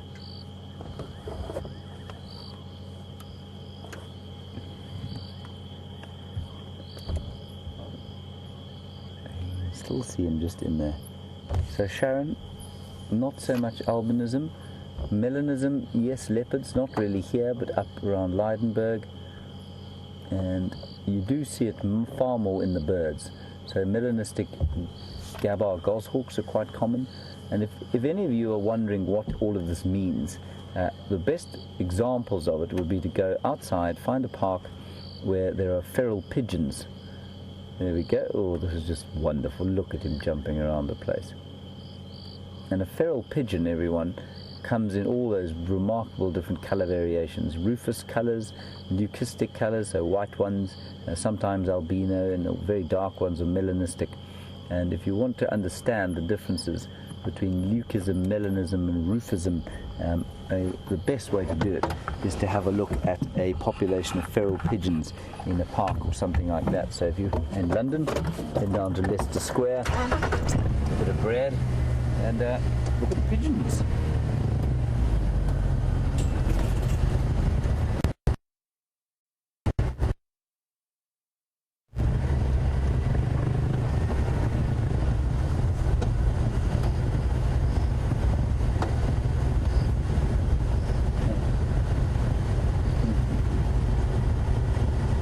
Patty in Michigan, yes, you're absolutely right. I'm being assailed by insecta, probably because I enjoyed I was amused by the discomfort of some of my guests as they were attacked by various beetles, bugs and moths in my guiding career. And I suspect you're absolutely right.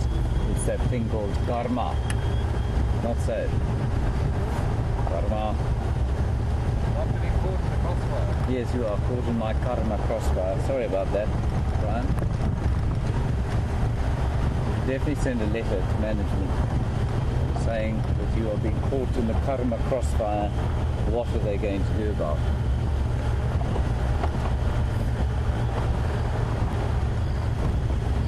Much cooler down here as we head down into a dip. What we're doing now is heading towards the Biffleshoek boundary, just to see if perhaps there isn't something coming across. A lion, perhaps, the Inkohum of Pride. Be marvellous to see.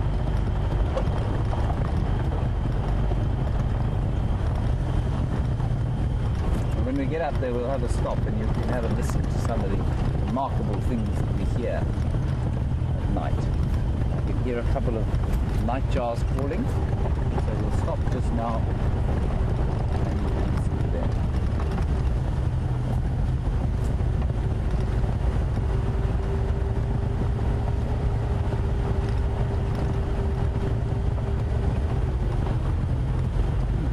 Definitely warming up a bit as we go towards the ridge crest.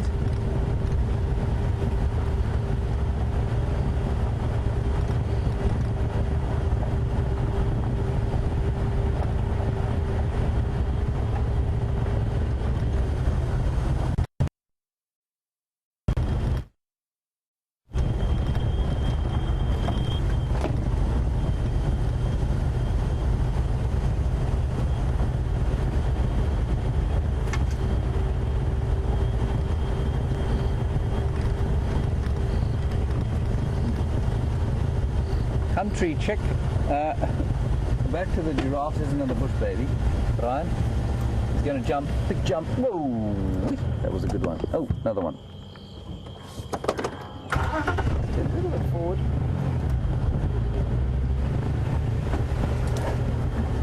Where'd he go? Where'd he go? Where'd he go? Where'd he go? Oh, he's gone. That was a huge jump. It was probably about 2.5 meters. Country chick, you want to know if the giraffe have bald horns as adults, but all the youngsters have the same kinds of horns. How do you tell the difference between male and female calves? The answer, country chick, is in the obvious. You have to look between their legs, and it's pretty clear. It's not like an elephant, which is a bit difficult. You can't really see their genitalia. Giraffe, it's very obvious, so it's not difficult at all. Oh, there we go. Well spotted, Ryan. There is a chameleon, a flat-necked chameleon. There he is, lurking underneath a knobthorn tree. He's very close to the ground, that chap. I think he's taking his life in his hands.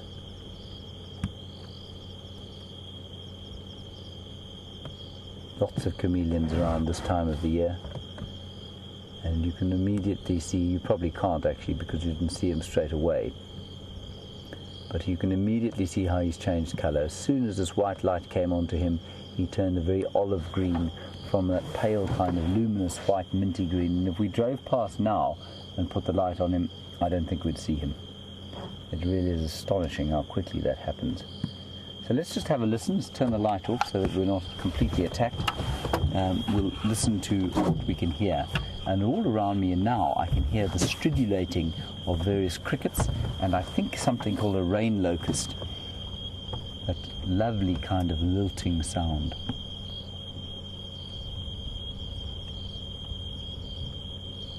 Beautiful. You'll also hear the bugs slapping into Brian's legs.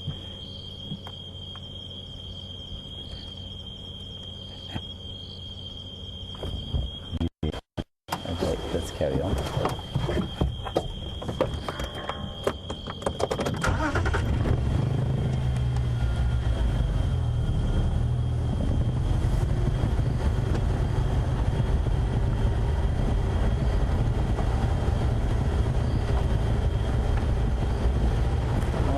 Ashley in North Carolina regarding wildebeest.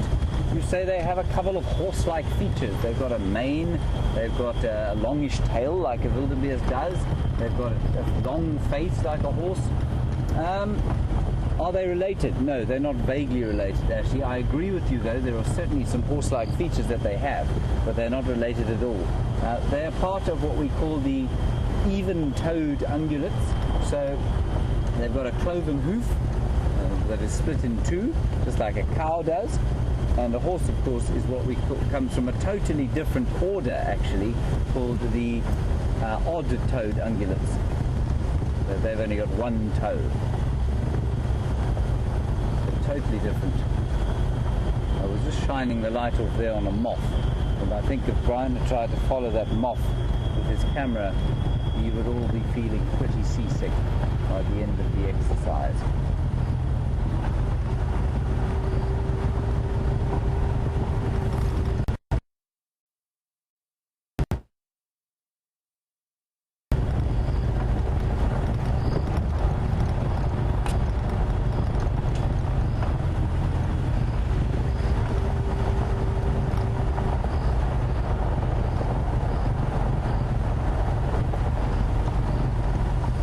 Driving along, we'll have a little bit of recap of the day's events. So we saw Karula this morning, and she's finished her estrus, and we know that because she's let Tingana go his merry way. He certainly had to be, ooh, there's another chameleon. He certainly had to be encouraged very strongly to mate with her, and she's gone on her way. Ooh, there. Remarkable. You see it there? There we go. Another chameleon, just to show you that we're not shining the spotlight and not spotting anything at all. So Karula's left Tingana, or Tingana's left her, and she'll probably make her way back east into her territory eventually. And Ramey, you want to know when she will stop coming into estrus, at what age? I think she will probably stop coming into estrus when she's about 14 years old. So she's got another 3 years.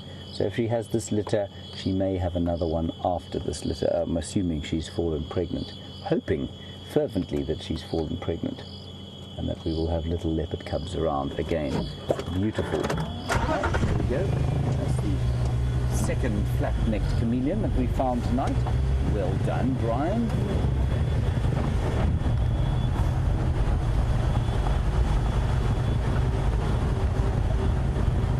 So actually, very interesting on the leopard front of things. There are no leopards seemingly on Djuma right now. They all seem to be on Arathusa or around us. Mvula and Quarantine are on Torchwood at the moment together, which is wonderful. And for those of you perhaps new viewers, Mvula is the father of Quarantine, who's now about to turn 3. He turns 3 in December, as far as I remember. And his father is Mvula, his mother is Karula, and that was the last litter that she managed to raise to adulthood. And I think she lost one litter since then. But they're magnificent leopards, and it's so interesting that he and his father are seemingly hanging out together on Torchwood. This is not the first time they've been seen together, and it's quite old. I mean, in theory, there's another chameleon, just to prove that we are not driving around aimlessly. There we go. You got him, Brian. We're just in the wash of the spotlight there, above it. If you go above where the main beam is, you'll get him.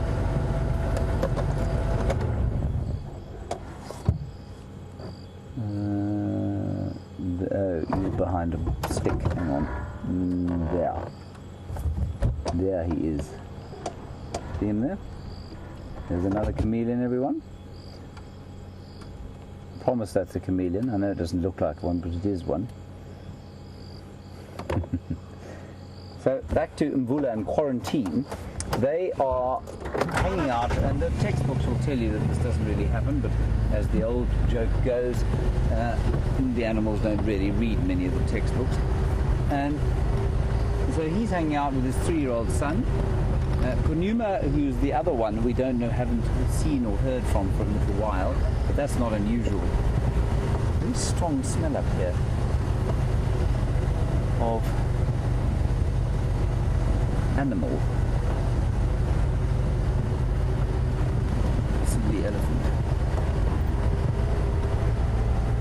Anyway, it's a lovely development on the leopard front, and I'm hoping that they would come back this way, but they haven't.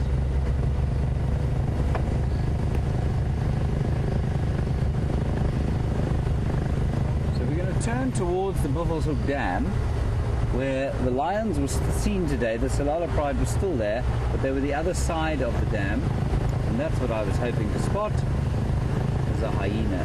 Is that a hyena? Oh, it's a giraffe. Not a hyena at all then, quite different really. Nothing like a hyena. Please ignore what I just said. There's a giraffe crossing the road, not a hyena. And I was hoping to see maybe a few hyenas heading towards where those lions were, seeing if they could pick up some scraps from 3 buffalo who met their end there not too long ago. Oh, there's another giraffe. You won't see them, everyone, I'm afraid. They're crossing in the wash of the light in front.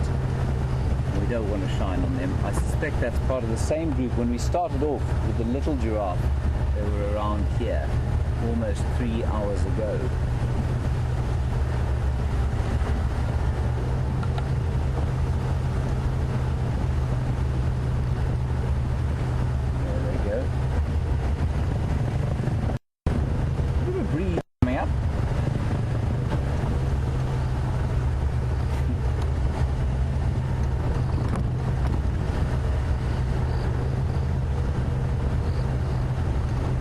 Question from Andreen Smith, whose name I think I got wrong earlier today.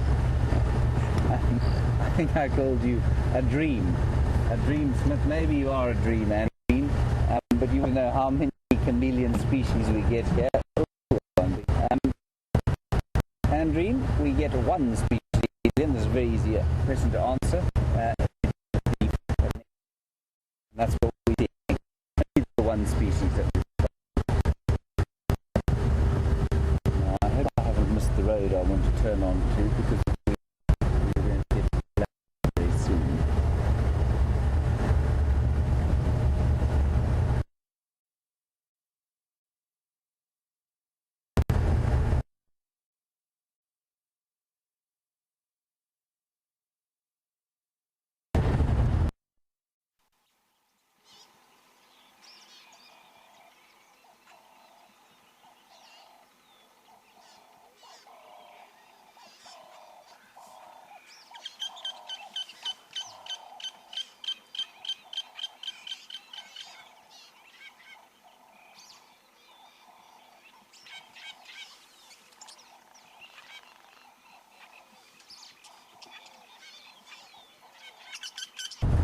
Sorry about that, everyone.